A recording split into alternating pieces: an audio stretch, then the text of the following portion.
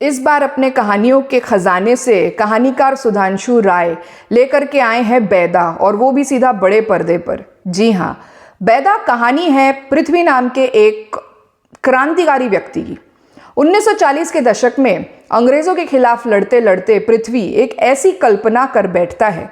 वो सोचता है कि क्या ये संभव है, साइंस और टेक्नोलॉजी और भारतीय परंपरा की जो तंत्र विद्या है जिस पर अंग्रेज हंसा करते थे, इन दोनों को मिला करके कोई ऐसा तरीका इजाद किया जा सकता है क्या जिससे अंग्रेजों के जिस्म से बिना शस्त्रों का प्रयोग किए उनकी रूह को अलग किया जा सके, अंग्रेजों को मारा जा सके, अंग्रेजी हुकूमत को हराया जा सके। अपनी इस कल्पना को जुनूनियत का स्वरूप दे देता है और पृथ्वी बन जाता है एक पिशाच। वो ऐसे अनेकों अजीबो गरीब एक्सपेरिमेंट्स करने लग जाता है। वो पर्दा हटाना चाहता है पृथ्वी, स्पेस, मृत्यु, जन्म, पुनर्जन्म जैसी चीज़ों से जिनके राज को अभी तक मानव या इंसान जो है वो जान नहीं पाया है। वो मासूम लोगों को अपने एक्सपेरिमेंट्स का शिकार बना देता है और कई मासूमों को मौत के घाट उतार देता है अपने इन रहस्यों को जानने के लिए। ऐसा करते हुए वो अनेकों सिद्धियों को भी प्राप्त कर जाता है और बहुत ज़्यादा पावरफुल हो जाता है। भारत के लोग और अंग्रेजी हुकूमत दोनों ही उससे डरने लग जाते हैं, और जब वो सोचते हैं कि हम अब इसे ख़त्म कर देंगे या इसे पकड़ लेंगे, तभी पिशाच जो है गायब हो जाता है। वो गायब हो जाता है उसकी बनाई हुई एक दुनिया में, और अब इस दुनिया में वो अपने एक्सपेरिमेंट्स कंटिन्यू रखता है। धोखे से वो मासूम लोगों को अब इस दुनिया में वो लेकर के जाता है और उनके ऊपर वो एक्सपेरिमेंट्स करता है कि क्या अगर एक इंसान को बार बार एक ही तरीके से मारा जाता है तो उसके पुनर्जन्म में कोई सिमिलैरिटी पैटर्न होता है या नहीं होता है, XYZ ऐसे कुछ वो एक्सपेरिमेंट्स करने में लगा रहता है और ज़्यादा पावरफुल होने में वो लग जाता है। और क्लेम वो ये करता है कि वो भारत को सबसे ज़्यादा शक्तिशाली बनाना चाहता है।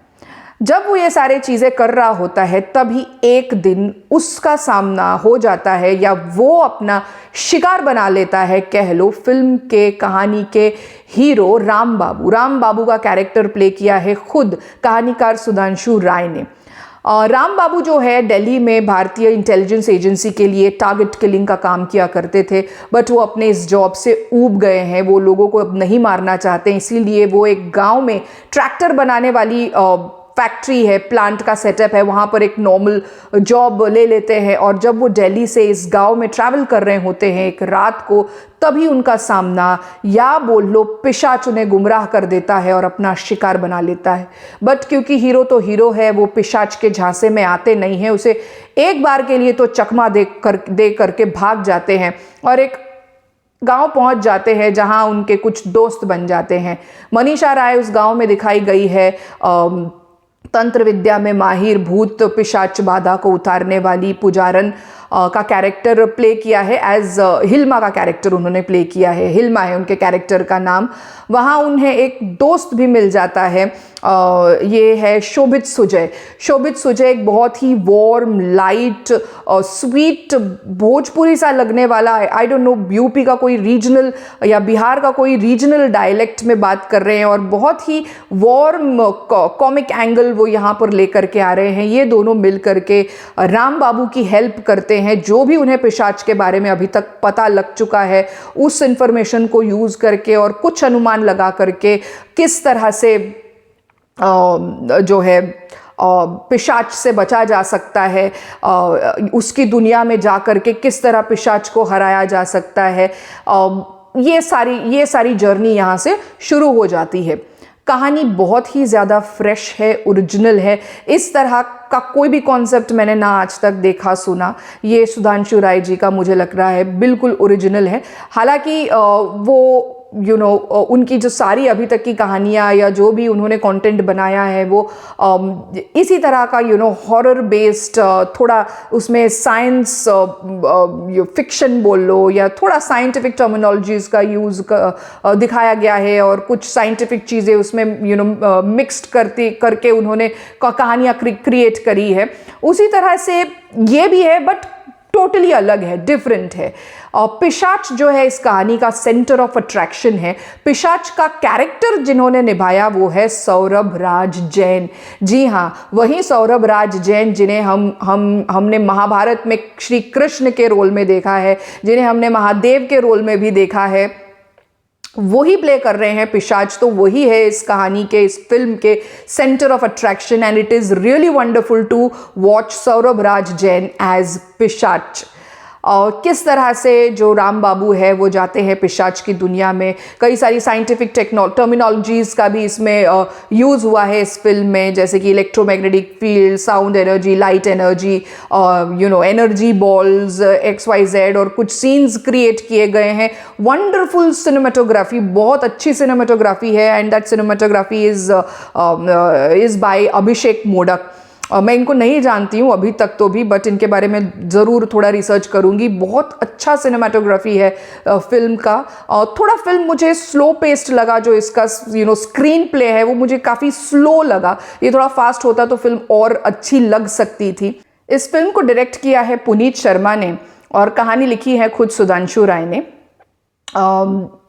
डायरेक्शन, एक्टिंग, कास्टिंग सब बढ़िया बैठा है। बस जैसा मैंने कहा, स्क्रीन प्ले जो है इसका स्लो पेस्ड है। बैकग्राउंड म्यूजिक भी फिल्म का अच्छा है, पावरफुल लग रहा है। कई कई जगह पर मुझे वो थोड़ा ओवर द टॉप लगा, बट नेवरदलेस इसको ओवरलुक थोड़ा किया जा सकता है। फिल्म में साइंटिफिक टर्मिनोलॉजीज़ का प्रयोग काफ़ी सारा हुआ है, electromagnetic fields and energy balls वगैरह, और कुछ सीन्स भी इस तरह से क्रिएट किए गए हैं जो देखने में काफ़ी एक्सेप्टेबल है। ऐसे आउटराइटली आप रिजेक्ट नहीं करेंगे उनको देखते समय। बट ओवरऑल फिल्म जो है ऑडियंस में curiosity through out the time generate करने में कामयाब रह रही है। फिल्म का जो एंडिंग है मैं वो रिवील नहीं कर रही हूँ ऑब्वियसली, बट वो एंडिंग देख करके मेरे जैसे ऑडियंस को थोड़ा इनकम्प्लीट सा या अधूरेपन का या तड़पता हुआ छोड़ दिया, सारे क्वेश्चंस आंसर नहीं हुए, इस तरह का एक भाव मेरे अंदर था। बट लोग ऐसे भी हो सकते हैं, ऐसी भी ऑडियंस होती है जिनको ये अच्छा लगता है इस तरह की एंडिंग, जो क्यूरियोसिटी अभी भी बिल्ट अप ही रखी है और आने वाले टाइम में इसके सीक्वेंस के लिए इसके सीक्वल के लिए आई थिंक जगह यहाँ पर छोड़ दी गई है मेकर्स ने।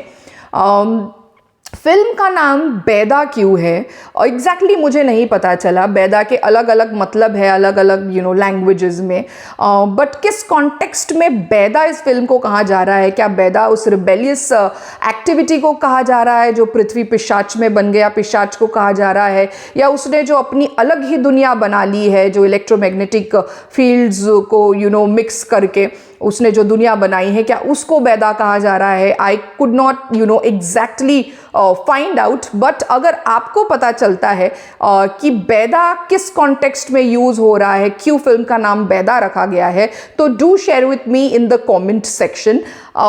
If you relate to my way of narration, अगर आपको अच्छा लग रहा है मेरा नरेट करने का तरीका, मेरा रिव्यू करने का तरीका, then do like, share and subscribe to my channel.